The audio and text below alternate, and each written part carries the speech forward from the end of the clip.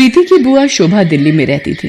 प्रीति के पिता धनराज चाहते थे कि प्रीति अपने कॉलेज की पढ़ाई शहर में अपनी बुआ के घर रहकर ही पूरी करे। प्रीति, तुम्हारी बुआ ने सोनिया के कॉलेज में बात कर ली है।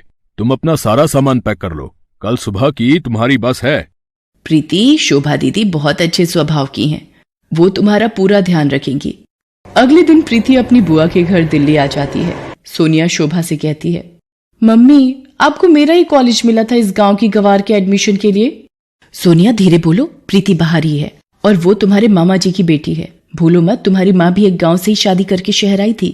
मम्मी आप जो भी बोलो, पर मुझे इस गांव वाली से दूर ही रखना, वरना मेरा स्टेटस भी खराब हो जाएगा। पता नहीं, लग रहा है इसके आने से घर में गोबर जैसी बदबू आ रही है। मैं जरा नहा कर आती हूँ। प्रीति सोनिया के कमरे से आती आवाजों को सुन तो रही थी, पर अपनी बुआ के निर्मल स्वभाव के कारण वो उस वक्त चुप रही। अगले दिन प्रीति कॉलेज जाने के लिए तैयार होती है। तुम ये देसी सलवार कमीज में कॉलेज जाओगी? पर गांव में तो मैं यही सलवार सूट ही पहनती हूँ और मैं यही लेकर आई हूँ। नहीं नहीं प्रीति, ये अच्छा है जो भी तुमने पहना है। सोनिया को तो फिजूल में मजाक करने की आदत है। वैसे मैंने ड्राइवर को बोल दिया है, तुम सोनिया के साथ ही कॉलेज चली जाओ। सोनिया, प्रीति का कॉलेज में पहला दिन है, इसका ख्याल रखना। सोनिया मुंह बनाती हुई गाड़ी में जाकर बैठ जाती है। प्रीति भी उसके साथ चुपचाप गाड़ी में बैठ जाती है। पूरे रास्ते प्रीति सोनिया से बात करने की कोशिश कर रही थी, पर सोनिया बार बार अपने मेकअप में और अपनी सेल्फी लेने में ही व्यस्त रही। सोनिया कॉलेज आने से थोड़ी देर पहले ही ड्राइवर को गाड़ी रोकने के लिए कहती है, ड्राइवर गाड़ी रोको, प्रीति गाड़ी से नीचे उतरो। पर सोनिया मैडम, आपका कॉलेज तो अभी थोड़ा आगे है। ड्राइवर, तुमसे जितना कहा जा रहा है उतना सुना करो। और प्रीति, तुम यहाँ से कॉलेज अकेले जाओगी पैदल। मैं नहीं चाहती कि मेरी फ्रेंड्स तुम जैसी गांव की गवार को मेरे साथ गाड़ी से उतरते हुए देखें। सोनिया प्रीति को गाड़ी से उतार देती है और गाड़ी आगे चली जाती है। प्रीति अकेली सड़क पर पैदल ही कॉलेज तक पहुंचती है। वो सोनिया के पास जाती है। सोनिया, सोनिया सुनो तो। सोनिया, वो सलवार कमीज वाली लड़की तुम्हें आवाज दे रही है। पायल, तू कैंटीन में मेरा वेट कर, मैं थोड़ी देर में आती हूँ। क्या बात है प्रीति, मैंने तुमसे कहा था मेरे से कॉलेज में दूर रहना, पर तुम सबके सामने इतनी तेज आवाज लगाकर क्यों बुला रही हो? सोनिया, मैं यहाँ पर किसी को भी नहीं जानती हूँ, इसीलिए तुम्हें बुला रही थी। क्या तुम मुझे सबसे मिलवा सकती हो? आज इसका सबसे मिलने का किस्सा ही खत्म कर देती हूँ। चला कैंटीन में, सबसे तेरी पहचान करवाती हूँ। सोनिया प्रीति को कॉलेज की कैंटीन में ले जाती है। फ्रेंड्स, इससे मिलिए, ये है गांव से आई हुई एक बहुत ही सुशील लड़की प्रीति। ये आप सबके साथ पहचान करने आई है। अच्छा, आओ प्रीति, हमारे साथ बैठो। प्रीति जैसे ही कुर्सी पर बैठने लगती है, सोनिया कुर्सी खींच लेती है। प्रीति जमीन पर गिर जाती है। ओह सॉरी प्रीति, मुझे लगा तुम दूसरी कुर्सी पर बैठने वाली हो। कोई बात नहीं प्रीति, तुम इस कुर्सी पर बैठ जाओ। बेचारी प्रीति को अपमानित करते सोनिया को जरा भी लज्जा नहीं आ रही थी। कॉलेज के सभी लड़के लड़कियां प्रीति पर हंसने लगते हैं। सोनिया प्रीति को रोजाना ही परेशान करती रहती थी। कॉलेज में ही सोनिया का एक दोस्त था मोहित, वो भी बहुत ही बिगड़ा हुआ लड़का था। एक दिन, सोनिया, आज शाम की पार्टी में क्लब आ रही हो ना? देखो कोई बहाना नहीं चलेगा, आज मेरा जन्मदिन है और तुम बिल्कुल मना नहीं कर सकती हो। हाँ मोहित, तुम मेरे बेस्ट फ्रेंड हो, मैं तुम्हारे जन्मदिन की पार्टी में जरूर आऊंगी। सोनिया मोहित की बर्थडे पार्टी में जाने के लिए तैयार होने लगती है। सोनिया, प्रीति को भी अपने साथ लेती जाओ। जब से वो शहर आई है एक बार भी कहीं घूमने नहीं गई और मैं तुम्हारा नो नहीं सुनूंगी। ओके मम्मी, पर इसे बोल देना अपने सलवार सूट में ना जाए, कोई जीन्स और कुर्ती पहन ले। प्रीति भी सोनिया के साथ क्लब की पार्टी में चली जाती है। सोनिया प्रीति को एक टेबल पर बिठाकर मोहित और उसके दोस्तों के बीच चली जाती है। Hello Sonia, thank you so much, तुम मेरी पार्टी में आ गई, मानो 4 चांद लग गए। आओ डीजे पे डांस करते हैं। सोनिया मोहित और उसके दोस्तों के साथ डीजे पर डांस में व्यस्त हो जाती है। प्रीति पानी लेने के लिए काउंटर पर जाती है। तभी, कितनी गोलियां डाली हैं ड्रिंक में? बेफिक्र रहो, इतनी गोलियां डाल दी हैं कि सोनिया को सुबह तक होश नहीं आएगा। ये लोग सोनिया के बारे में क्या बात कर रहे हैं? उसे क्या पिलाने वाले हैं? मुझे सोनिया को बताना ही होगा, ये जरूर सोनिया के साथ कुछ गलत करने वाले हैं। मोहित सोनिया के लिए ड्रिंक लेकर जाता है। प्रीति सोनिया से कहती है, सोनिया, इन्होंने इस पानी में कुछ मिलाया है, तुम इसे मत पीना। ये क्या बकवास कर रही हो? सोनिया, ये लड़की कौन है? कॉलेज में भी ये मेरे साथ चिपकने की कोशिश कर रही थी, मैंने इसे भाव नहीं दिया तो अब ये तुम्हें मेरे खिलाफ भड़का रही है। बिल्कुल गांव की गवार लड़की है ये। तुम इसे मेरे बर्थडे की पार्टी में ले आई हो और ये सारा मजा किरकिरा कर रही है। मेरे से बहुत बड़ी गलती हो गई जो मैं तुम्हें अपने साथ इस पार्टी में ले आई। अभी के अभी ऑटो करो और यहाँ से रफा दफा हो जाओ। इस पार्टी में मुझे तुम्हारी शक्ल ना दिख जाए। गार्ड, इस लड़की को गेट से बाहर कर दो। प्रीति को ना चाहते हुए भी क्लब से बाहर जाना पड़ता है, पर उसे सोनिया की चिंता हो रही थी और वो सोनिया के पास वापस जाने का तरीका ढूंढ रही थी। उधर मोहित सोनिया को नशे की गोलियां मिलाकर वो ड्रिंक पिला देता है। मोहित, मुझे चक्कर आ रहे हैं, सिर घूम रहा है। अब एक काम करते हैं ना, हम ऊपर रूम में चलते हैं। मोहित सोनिया को होटल के कमरे में ले जाता है और सोनिया के नशे में होने का फायदा उठाने लगता है। मोहित छोड़ो मुझे, ये क्या कर रहे हो? बचाओ बचाओ। क्यों? कॉलेज में तो बड़ा स्टाइल मारती रहती हो, अब शर्माने का नाटक क्यों? मैं ही तो हूँ तुम्हारा बेस्ट फ्रेंड, मुझसे क्या शर्माना। तभी दरवाजा पीटने की आवाज आने लगती है। सोनिया किसी तरह दरवाजा खोलने में कामयाब हो जाती है। प्रीति तू? मैंने तो। सोनिया बेहोशी की हालत में थी। इतनी देर में शोभा भी होटल पहुंच जाती है। प्रीति ने शोभा को फोन कर दिया था और सारी बात बता दी थी। शोभा ने मैनेजर से फोन पर बात की और प्रीति को अंदर आने की इजाजत मिली। सर, इसी लड़के ने सोनिया को नशे वाला पानी पिलाया था। गार्ड, पकड़ लो इस लड़के को, हमारे होटल का नाम खराब करता है। तुझे तो मैं पुलिस के हवाले करूंगा। इंस्पेक्टर साहब, इस लड़के को यहां से ले जाइए। बड़े घर के बिगड़े साहबजादे हैं ये, जेल की हवा भी खानी जरूरी है। शोभा प्रीति के साथ सोनिया को घर ले आती है। अगली सुबह। प्रीति, मुझे माफ कर दो, मैंने हमेशा तुम्हारा अपमान किया। तुम गांव से आई हो ये कहकर हमेशा तुम्हारा मजाक बनाए, पर कल तुमने मेरी इज्जत बचाकर मेरे ऊपर बहुत बड़ा एहसान किया है। मुझे अपनी गलती का एहसास है। क्या तुम अपनी बहन को माफ कर दोगी? हाँ, एक शर्त पर माफ कर सकती हूँ। कॉलेज की कैंटीन का समोसा मुझे अपने हाथों से खिलाओगी? उस दिन के बाद से सोनिया का स्वभाव प्रीति के लिए बिल्कुल बदल जाता है। शोभा भी ये सब देखकर बहुत खुश होती है। शहर की छोरी, गांव की गोरी एक दूसरे के दिल में प्यार की जगह बना लेती हैं।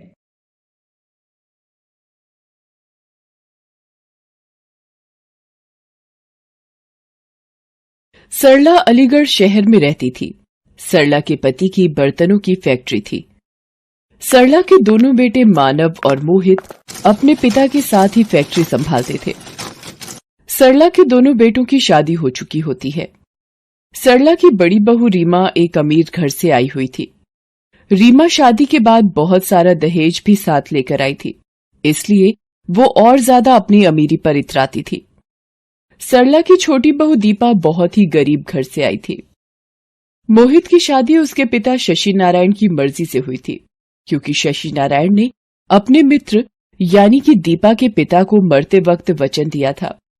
दीपा बहुत ही संस्कारी बहू थी, पर वो अपनी सास सरला की जितनी मर्जी सेवा कर ले, सरला फिर भी रीमा के ही गुण गाती रहती थी। दीपा को सरला हर वक्त ताने देती थी। शशि नारायण सरला के स्वभाव को जानता था। सरला का अमीर और गरीब बहू में फर्क करना लगातार बढ़ रहा था।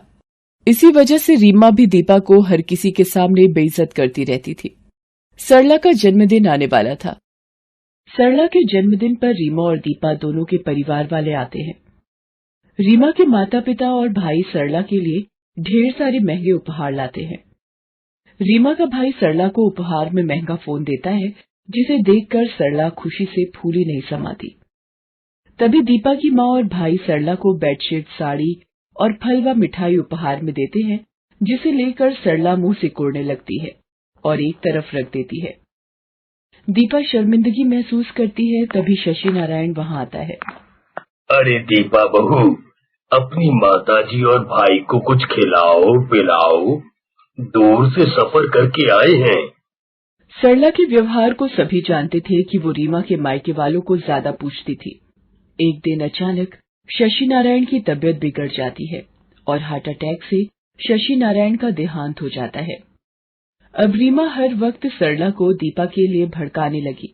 वो अपने पति मानव से बोली, मानव, पिताजी मरते वक्त ये घर माँ जी के नाम कर गए हैं और फैक्ट्री का आधा आधा हिस्सा आपके और मोहित के नाम। आप मोहित को फैक्ट्री का आधा हिस्सा देकर रफा दफा करो। बाकी घर कैसे अपने कब्जे में लेना है वो मैं अच्छी तरह जानती हूँ। आखिर तुम ऐसा क्या करने वाली हो, कुछ पता तो चले। बस तुम देखते जाओ मेरा खेल। माँ जी, आपको तो पता ही है इस दीपा के मायके वाले कितने भिखारी हैं। कहीं ऐसा ना हो बाबूजी के द्वारा दिया गया फैक्ट्री का हिस्सा अपने मायके वालों पर उड़ा दे। मोहित तो वैसे भी सीधा है, इसकी मीठी मीठी बातों में आकर फैक्ट्री दीपा के मायके वालों के नाम ना कर दे। और माँ जी, आपने तो हमारे साथ ही रहना है।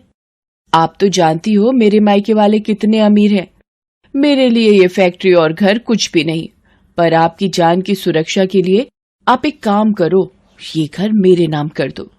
रीमा धोखे से घर अपने नाम करवा देती है। सरला घर के कागजात पर साइन कर देती है।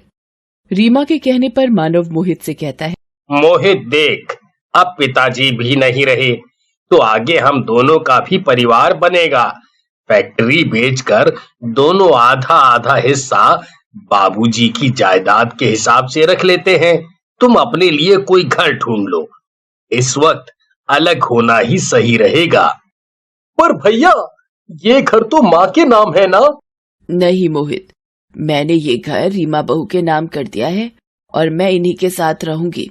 ठीक है माँ, जैसी आपकी मर्जी। मैं कल ही दीपा को लेकर अलग रहने चला जाऊंगा।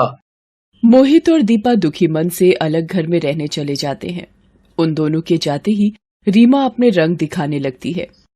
एक दिन वो सरला से कहती है, माँ जी, मैं और मानव आज मूवी देखने जा रहे हैं, तो आप खाना बना लेना, हमें आने में थोड़ी देर हो जाएगी।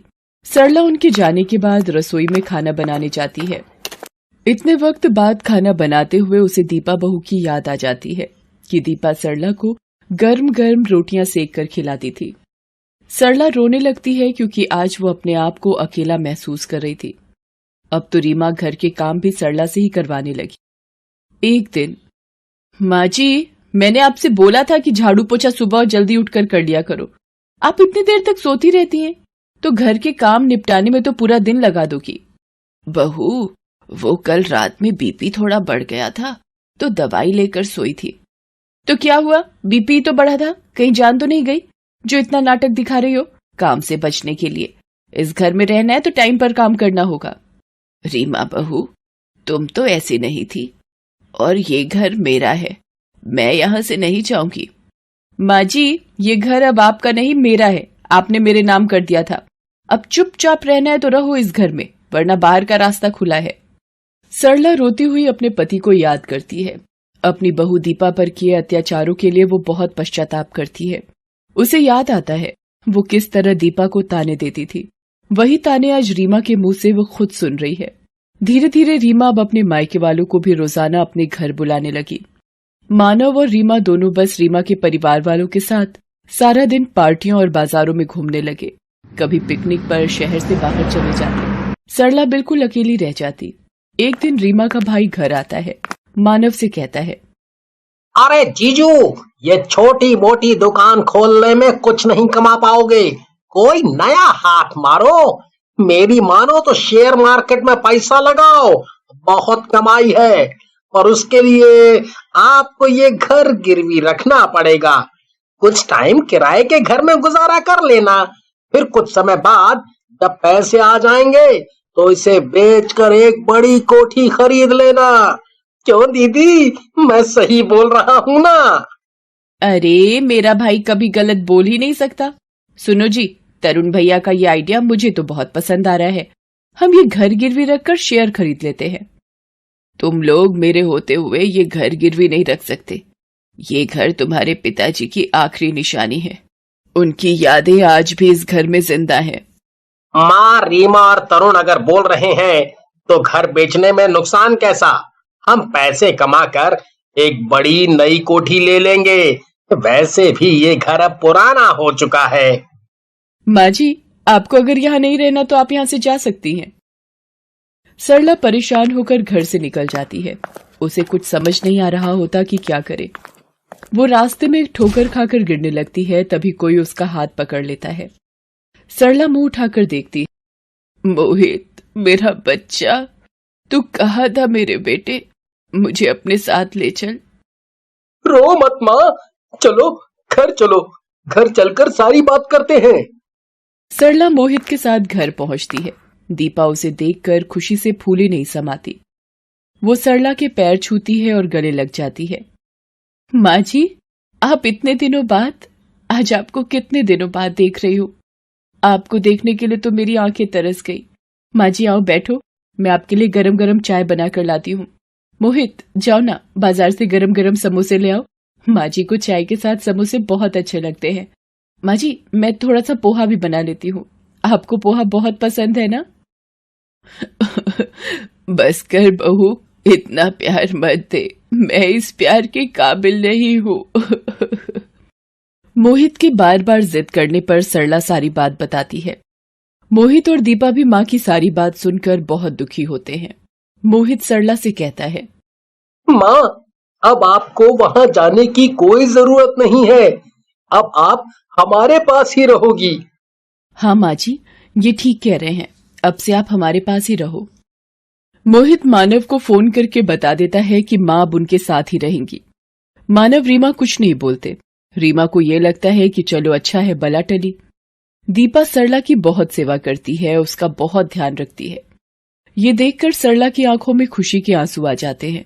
उधर मानव को रीमा का भाई बताता है कि मानव ने घर को गिरवी रखकर जो शेयर खरीदे थे वो सारे शेयर डूब चुके हैं। ये सुनकर मानव सिर पकड़कर बैठ जाता है। रीमा भी ये सुनकर सदमे में आ जाती है। शेयर खरीदने के चक्कर में मानव ने अपना घर और दुकान भी गिरवी रख दिए थे। मानव का सब कुछ तबाह हो गया था। मानव की यह हालत देखकर रीमा के भाई और मायके वालों ने भी अपना पल्ला झाड़ लिया था। वो भी अब रीमा से बात करने से कतराते थे।